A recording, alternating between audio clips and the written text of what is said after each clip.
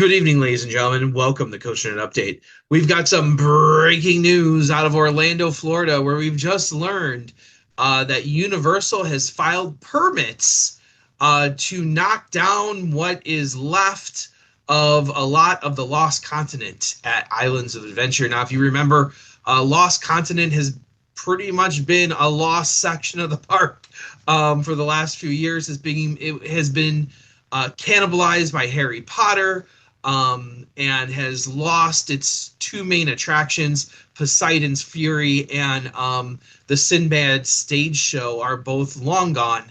The only thing really holding down that part of the park is the multiple time award winning Mythos restaurant, I guess. What I was going Um, to say, it's just a restaurant now. it's Yeah. just a restaurant there. It's the only thing left. They got some shops there. When I was there in the summer, they had a nice little horror nights like slash Halloween shop. A lot of food stands, stuff like that, gimmicks like caricature people, all this other stuff. So it's kind of like just right now a pain in the butt to walk through when you're trying to get to somewhere more fun in the park. Like that's what this section of the park is now. They have said that they are filing permits to for construction zones. We're assuming to bulldoze the whole thing. That might come as a surprise, I think, to a lot of people, because a lot of people thought they were going to retheme the section and maybe use some of the existing architecture. But based on these permits, that might not be the case. I don't know. What do you think, Jeff? I mean, the permits aren't that specific. It does just say like construction activity. It says that it's an upcoming themed area. So it really could mean anything. I think that, just like any kind of like surprise, they don't want to tip their hand and they don't want to give away unnecessary information. But I think it's going to be hard to ignore that there's going to be activity in the area. And Yeah. they're going to be having a lot of guests for Halloween Horror Nights. They're going to be, I'm sure, peeking and trying to see what's going on over there now. Well, and the big question is if they do bulldoze stuff, what would they actually bulldoze? I think the stage is gone because they have other stages in the park that are not used that much across in the Toon Lagoon. There's a big stadium over there that I don't know if it was. I can't remember when it was used last. If it's being used right now at all. Um, and then you have Poseidon's Fury, which is a nice little building. Is that something you just keep and retheme the outside of it? I guess it depends on what you're going with here. Any Kind ideas of on depends. that? Well, I mean, it's also a sizable chunk. If you take both attractions, because they're right next to each other, it's listed as almost 5 acres. So, like, they do have the potential, if they do bulldoze it, to basically create a whole new space. That could be multiple rides, or we could be talking something really big. Now, if they're just retheming the area, I think that the obvious answer is the Legend of Zelda. The the IP has not made an appearance over at Epic Universe other than like in signage. And it's a long-standing original IP from Nintendo that they could really take advantage of. Now, they've come out with new games as uh, on their Switch system, and I'm sure that Switch 2 is going to have them as well. But last year they had a brand new Legend of Zelda, and I looked at how many titles there were before we started filming. There's dozens. So on all of their different platforms, they've been leaning on this IP, and it doesn't really matter like what storyline or what they're up to because if you're taking your kids to the park, you're going to remember the Legend of Zelda that's relevant to you. And if your kids are playing Legend of Zelda now, it's like one of those easily transferable things because it's been like, you know, Yeah. rehashed over and over again. And it also kind of fits into an area that's like lost temples, mythic spaces. So like it could be possibly just kind of glossed over a little bit and adapted. Yeah, and with that, like you said, that you already have that sort of theme of a jungle like thing. You could do some obviously add some stuff. I don't know how a stage show would play into that, so that's what I'm saying. Mm. That would probably get bulldozed. But Legend of Zelda is one of those things where I feel like it's popular, it's wildly popular, but I don't know if it has like I always thought like Legend of Zelda would be better off as an addition to Super Nintendo World than a standalone section of a park by itself. At the same time, like I know Universal likes to like double up. We've seen that with Harry Yeah. Potter, where they put Harry Potter here, they put Harry Potter there, they put Harry Potter everywhere. That way you can sell wands at every park, you can sell Butterbeer at every park. Um, I have a hard time saying though that Zelda has that sort of draw that's going to bring people to Islands of Adventure. Like people went to Harry Potter, they loved it. They kind of did Diagon Alley, which was a natural extension of it. And I think that's going to naturally draw Potter. It did. It drew Potter fans by the droves. Um, you And know, they tripled down on in Epic Universe as well, right? and I feel that there's been a bit of a drop off there with in the Potter world. There's some controversy too, so you have to take that into account as well when you're thinking about it. But with Zelda, I've always felt like it would be better off as another ride in Super Nintendo World versus a whole land. Like I Zelda think is a land. I don't know. Like I know people love it, but I feel Yeah, like I it's think very I niche. think that you could be right. The only thing that's different between Harry Potter and Zelda is that we've got continuous new products. Where Harry Potter, we're about to get new content because they're going to have a TV show and kind of like rehash all those stories, and then we're going to get a whole new No, thank you. generation. They're going to get a whole new generation of kids like that are maybe interested and renew people's attention. But I think Zelda might be cool as a walkthrough if they were to I'm just saying if they're reusing stuff because it's kind of Yeah. got that exploring naturally built into it. I mean, The how, caves and the how, caverns and how much wandering around is part of yeah. that game, or at least my memory of that game, you know? Yeah, the original Zelda and Link games was you were walking around the forest or you're walking into a cave like hitting rocks and trying to find Yeah. keys. A I lot of lighting things on fire and bashing walls to see if they open up. But yeah. and that's the thing. It's like I know the games. I have not played the new games. I never got into like the Nintendo section of gaming that much after the originals. But like I know the new ones have a lot more story, a lot more things going on.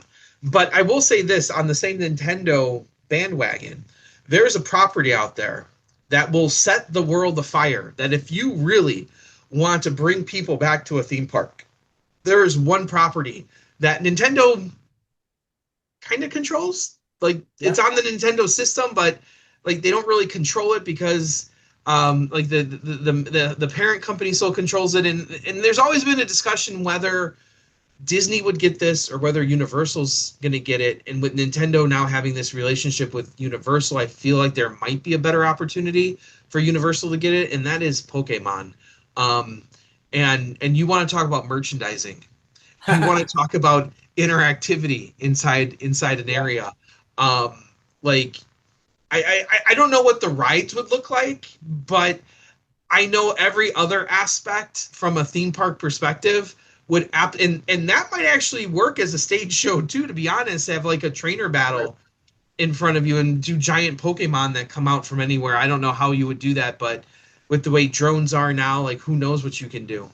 Um, I just feel like Pokemon is that one last IP out there that that would absolutely draw millions of people to your park and would sell tickets like on fire. Like I feel that Pokemon would have the same impact on Universal that Harry Potter had on Universal.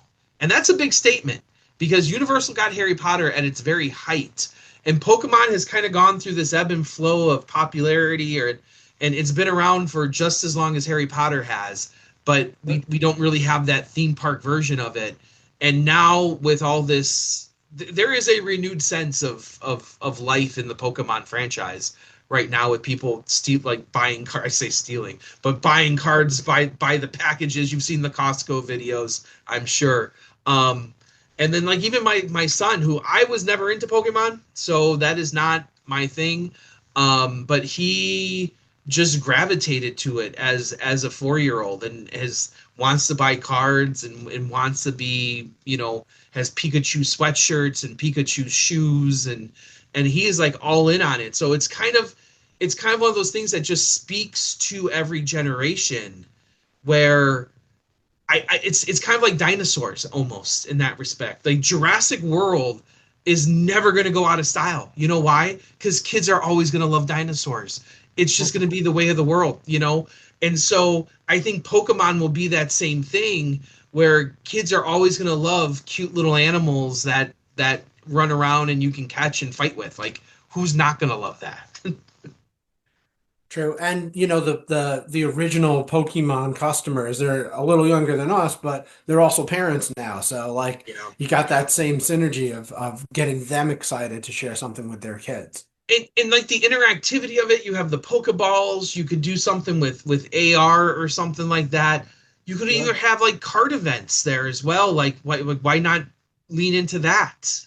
Everybody went crazy when that app came out where you could like chase them Oh, around and people yep. were like wandering out into traffic. I mean, they could have a universal exclusive kind of experience like that.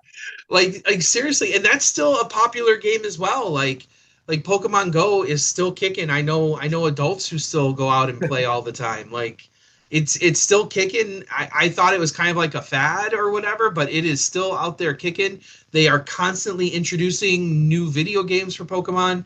They are constantly introducing new card sets. The cards are flying off the shelves again.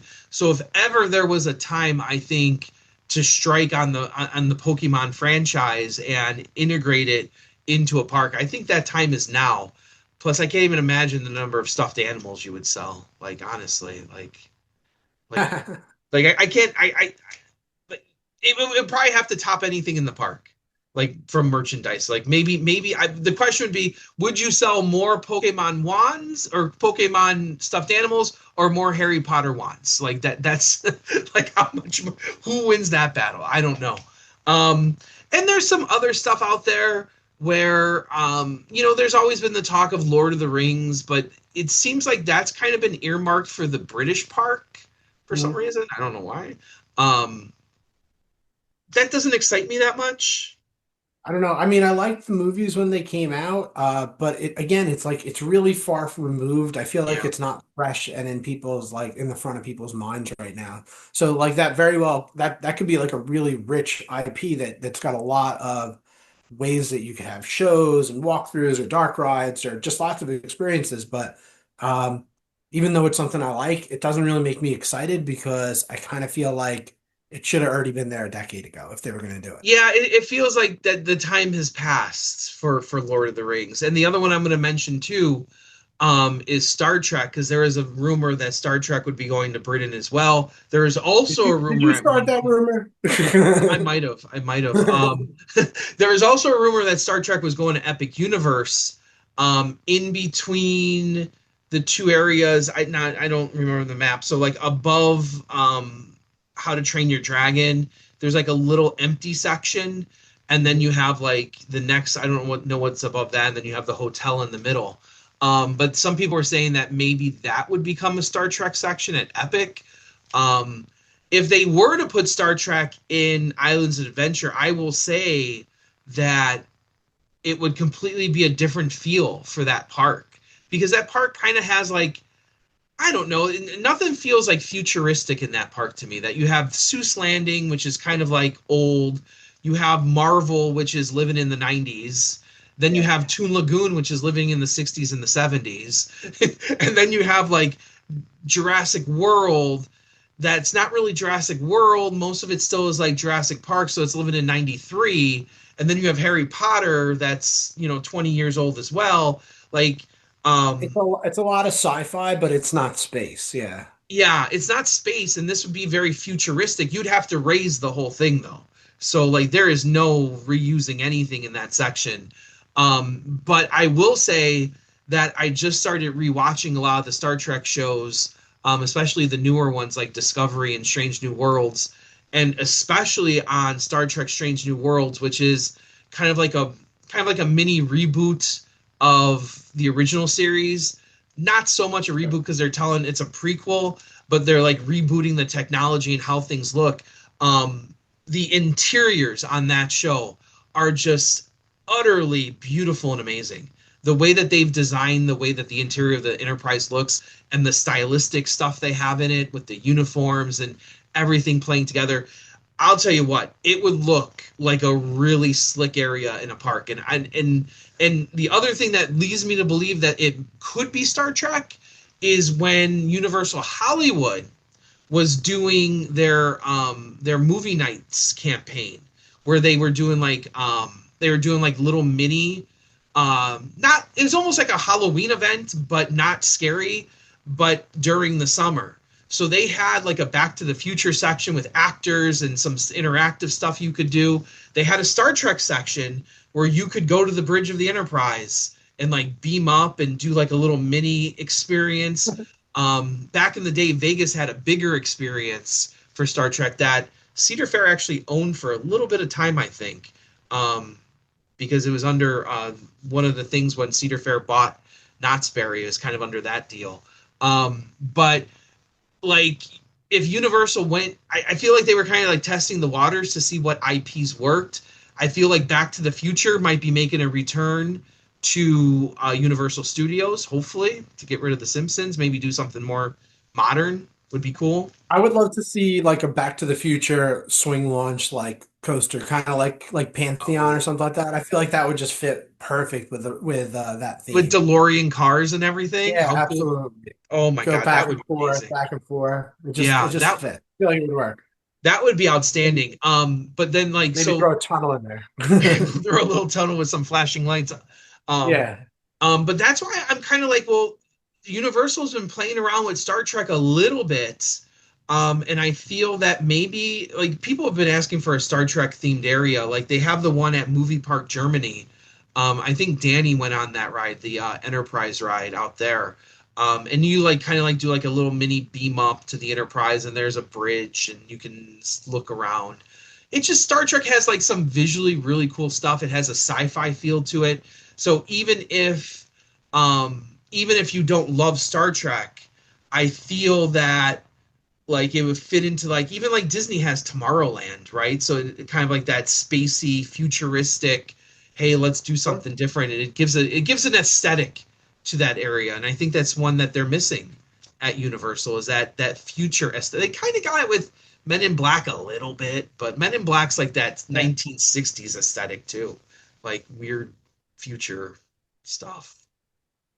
Yeah, it's a lot of like that like Frank Lloyd Wright modernism a little bit, you know. Yes, yes, absolutely. Um, Actually, funny story, but I believe Frank, the one like the main office area in Men in Black, which they tried to recreate a little bit on the Men in Black ride, is based off of a Frank Lloyd Wright building up in Wisconsin. Very well could be. I know that the in the movie that when they use like those egg chairs and stuff like that, that's Yeah, furniture from a and, collection. Yeah. and it's the one office scene where it has like the room that has like the big like tulip looking things. Like it's almost like you're underwater and it's like a big stem and then it comes out into a tulip, like a circular thing at the top. I'm Yeah, almost believe they copied it right from Frank Lloyd Wright, or if it's filmed there.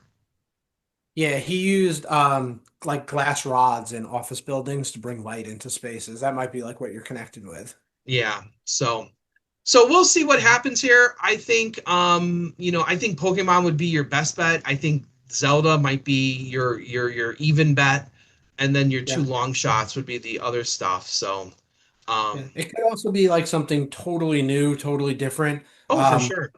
Like Five Nights at Freddy's was a pretty popular movie and they've already planned a sequel. I Yeah. see it in like video games and stuff now. That could be really good for a walkthrough as well or a show. Uh, And they're doing it at Horror Nights this year. So they are and yeah, supposedly the they kids spent like it too. they spent a ton of money on the animatronics. So maybe Oh, they'll be all right. reusing those.